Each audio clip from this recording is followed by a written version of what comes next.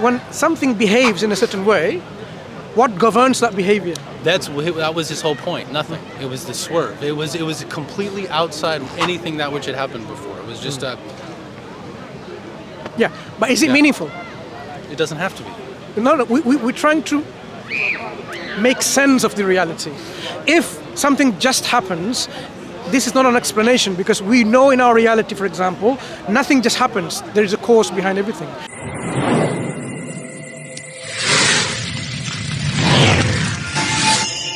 If I grant you what you want me to grant you, that would, of my position, would automatically lead to despair and seeking and searching. Why despair? But Why that's not what I'm saying. happiness? I don't think it has to. I think you can actually make a choice. It doesn't have to be despair. In fact, self-realization of the truth, or realization of the truth, makes us even better content within ourselves. We feel more tranquility in our hearts knowing the truth. For example, imagine there was an orphan child. That child has some kind of feeling within the heart who's the real biological parents. The day he or she finds out, something is lifted from that heart. Now this is my mom and dad, for example. So when we understand realize the reality, or appreciate the truth of the reality, truthfulness of the reality, we don't come into despair. We in fact, feel much more solace and tranquil and content. The contentment in the heart comes in. So once we know that we exist, once we know the reality is true of our existence, and once we know we are something and there cannot be absolute nothingness, that means something is going to be always there.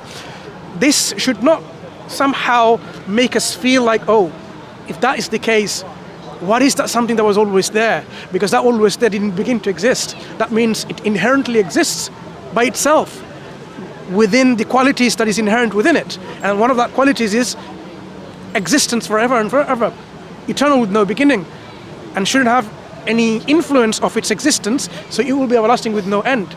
That entity that we're talking about, something that was always there, will also have the ability to have given the transformation to everything that is there. So it will have the power and the will, because transformation like this cannot happen without a willing choice to make. So automatically we are thinking towards, or leading towards, or leaping towards an agency which is self-aware or self-conscious, has energy and power, and has a will, and exists without a beginning. This is what we talk about when we talk about God, the creator, someone who has no beginning and no end, someone who is all-powerful, because there's nothing that can limit or restrain or put the power under any limitation, and has a will. Through this will, the creator has brought about our existence. So maybe that realization puts some people off from thinking along this route and accepting that, because it has consequences. Because it means I am a product of that creator, and I must have been created or brought about or brought into this existence for a reason. And am I fulfilling that reason or purpose? These are the things is what, from my experience, are preventing many of the atheists, I'm not talking about agnostics, many atheists, to accept the reality of a creator because of the consequences that it has. You see, if you're truly free of everything, then you don't have this kind of, some feeling like, oh, am I accountable? Because there's no accountability for whatever you do. But if there is a purpose of your creation and you are not created yourself, someone else did, then are you accountable for what you do? If there is an accountability, that means you can't do whatever you want to do just because of your freedom that you have. That stops many people saying, but I want to be free. I want to have a liberal mindset that whatever makes me happy, that I need to do, as long as I don't harm anyone. That's the principle they've taken. Yeah. One, I don't think, though, that, again, I would go back to where your starting point. I don't think hyperskepticism results in or discounts the ability to have a practical life or a pragmatic life. Okay. And two, I don't think that accountability is contingent upon God. So. Good. So what's stopping from you, Ben, for example, knowing that this reality is true and this reality couldn't be a result of nothingness or chance, because there has to be something that always existed. The qualities that I talked about, self-awareness of that something that was always there with will and energy, because any willing agent which is self-aware, who created you, brought about you in this world, how are you reacting to this? I mean, how are you interacting with this agent? Are you finding out why this agency has created you? Are you willing to accept? No, I don't grant you that. I don't grant you that there's an agent. Why not? What you went really fast through all that. Yeah. So now you tell me. You went from A to Z. Yeah. We were talking about hyperskepticism. Yeah. But I don't grant you. If we grant that this universe is our reality that we see around Israel, if you grant that point, but we never. The moment we never really came to a resolution on right. that. That can be, if you grant that this is real, then all of that I've said then follows on. So your point so far is no, that doesn't necessarily. Right? Why not? Well, if you grant this is real, let's say hypothetically, you grant that it's real, right? Because we never really had that resolution.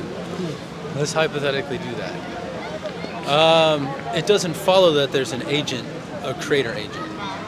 So how do you then explain that something has all this transformation? Do you not consider that something that is inherently in existence without a beginning?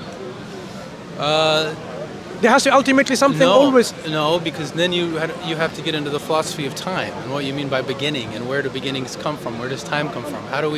Is time just my phenomenological experience of time? Is time our understanding of time?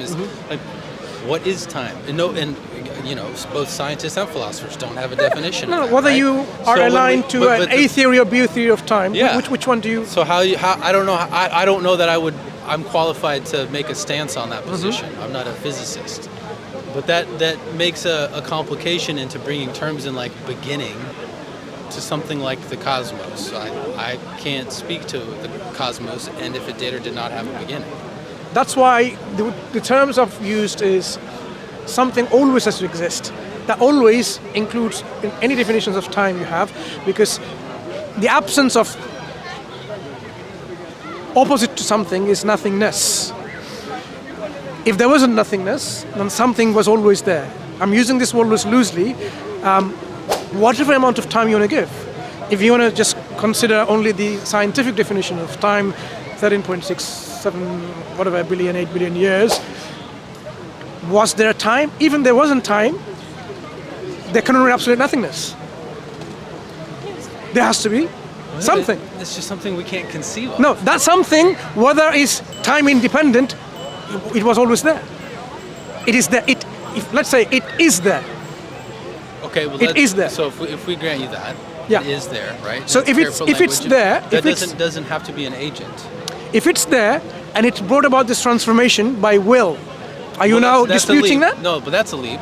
Okay, so you're saying. So you said the isness that you identified brings about through volition. Yeah. But the isness doesn't have to have volition. Okay. It doesn't. So how do you account for transformation? By accident or by choice? Movement. It could be movement. That's any movement that is happening, any changes that occurs, either the change happens spontaneously, like an accident. Not for Lucretius, right? Not Lucretius would be an accident. It's just an accident, spontaneity. So when you say accident, so is this accident part of an inherent law? No, that's Lucretius, right? Going back to the Greeks and the Romans, Lucretius would have said it was just it's called the swerve, right? It's just an atom swerved and hit another atom, and that's that. No, when something behaves in a certain way, what governs that behavior? That was his whole point. Nothing. It was the swerve. It was completely outside anything that which had happened before. It was just a. Yeah, but is it meaningful? It doesn't have to be. No, we're trying to make sense of the reality. If something just happens, this is not an explanation, because we know in our reality, for example, nothing just happens. There is a cause behind everything. There are rules, maybe things are following.